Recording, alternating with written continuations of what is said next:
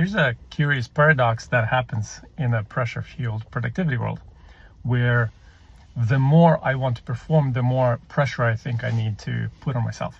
Right? The higher the urgency and the more sort of the closer to the deadlines, the more productive I become.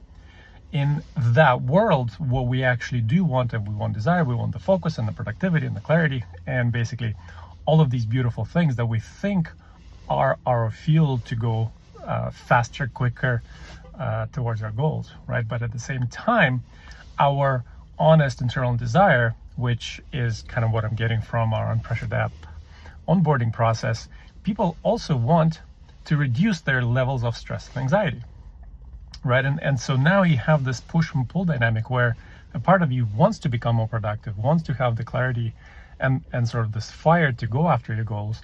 But at the same time, your body and this other part is saying, well, no, I can't handle all of this stuff. I need to reduce my stress and anxiety. But what happens in our mental model of the world and when performance is coming from pressure, these two are actually entangled in a sort of in a misperceived way, thinking that productivity must come from the world of stress and anxiety, right? And so when that happens, any attempt for us to go faster, further, longer is getting backfired by our also a desire to reduce stress and anxiety, right? And so this push and pull dynamic is really the default mode of pressure-fueled performance and productivity world, essentially.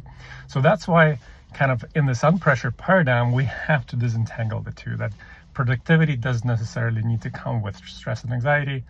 And in a way, when we actually do look at what is actually creating that stress and anxiety world, then our performance, productivity, focus, and clarity simply just, shoot through the roof.